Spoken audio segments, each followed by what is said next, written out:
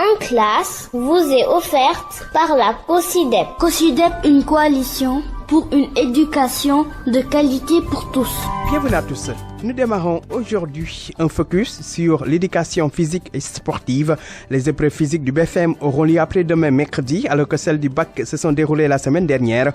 Le PS est une discipline très prisée par les élèves. Cependant, il demande plus de matériel dans les établissements pour réduire les risques d'accident. Suivons le reportage de Neymati Dieng à Podor. Ils sont en plein cours d'éducation physique sportive au terrain du lycée El Hadji Baba Ndiong de Podor. La classe semble être au complet vu l'effectif sur le terrain.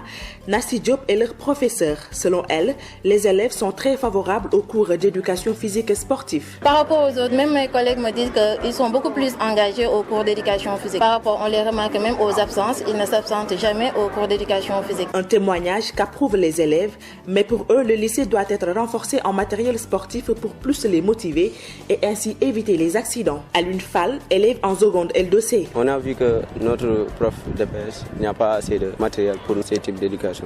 Il y a beaucoup de gens qui ont des fractures, des blessures, on ne sait même pas. Et si on pouvait nous aider à avoir des matériels sur cette stade, on améliore les stades, ça va beaucoup plus mieux. Mais pour les avantages, ça nous permet de renforcer notre corps humain. Couverte de sable, chaussures à la main, Penda Darondjaï soutient les mêmes propos. Pour la jeune fille en seconde L2C, le manque de matériel est un réel problème. Comme le saut à hauteur, ça manque de matériel. Si on fait le saut, tu peux tomber et tu peux avoir des conséquences physiques. Autrement, ici, le stade est rempli de pierres. Si vous courez, vous vous blessez. Donc, si on pouvait nous aider sur le stade et les matériaux qui nous manquent quand même. Pour ces élèves et beaucoup d'autres, aujourd'hui est leur dernier cours d'éducation physique et sportive. Ils sont en vacances après une année scolaire secouée par des grèves incessantes. Les professeurs de PS plaident pour une valorisation de leur discipline.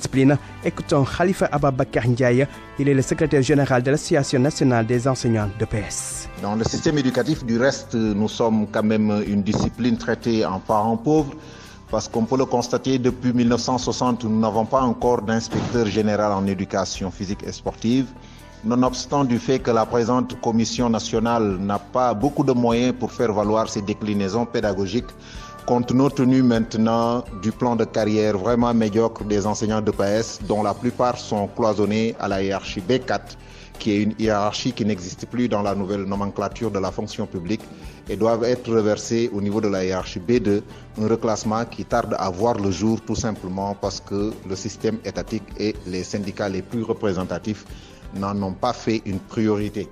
Nous estimons par ailleurs que le relèvement du coefficient A2 au niveau du secondaire devrait être une chose bénéfique pour tout le monde, mais surtout que le sport scolaire soit généralisé et que la visite médicale soit effective avant le démarrage des séances d'éducation physique. Et puis dans la rubrique découverte, nous vous présentons aujourd'hui l'école élémentaire de Boulel Dadi dans la commune de Koulintou, c'est dans la région de Kolda. Cet établissement ne dispose pas de murs de clôture, encore moins de toilettes ou de points d'eau, nous dit Abdoulaye Diallo. Situé en pleine brousse dans la forêt classée d'Idjimara, l'école de Boulel Dadi est un établissement scolaire qui a été créé en 2011 et qui a du mal à avancer.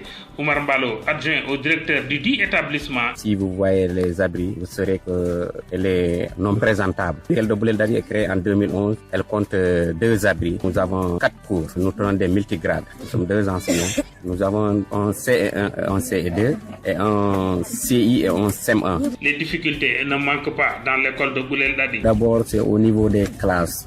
Il nous manque des tables bancs. On n'a pas de mur de clôture, on n'a pas de toilettes, on n'a pas de bâtiment. La construction, nous sommes en abri. Le vent vient partout. Pour cela, même si on parle aux enfants des salles de classe, ils ne savent même pas ce que cela veut dire des salles de classe. Parfois, tu viens ici, tu trouves qu'il y a que peu d'enfants, tu es obligé de rester jusqu'à 9 heures pour que les enfants puissent venir à l'école. Malgré cela, les enseignants se débrouillent avec les moyens du bord pour faire des résultats. Au CFE, nous avions eu 15 au CFE et 3 qui n'avaient pas eu le CFE. Ils émettent un cri du cœur à l'endroit de l'État. Vraiment, on lance un appel au gouvernement et aux partenaires qui puissent nous aider à construire cette école-là pour que nous puissions avoir des toilettes et un puits au sein de l'école. Boulel Dadi fait partie des localités du département de Médina Yoro Foulah où l'on ne trouve aucune infrastructure sociale de base construite par l'État. Merci à Abdoulaye Diallo et à Neymati Dieng. Et si se referme en classe, rendez-vous la semaine prochaine. En classe vous a été offerte par la COSYDEP. COSYDEP, une coalition pour une éducation de qualité pour tous.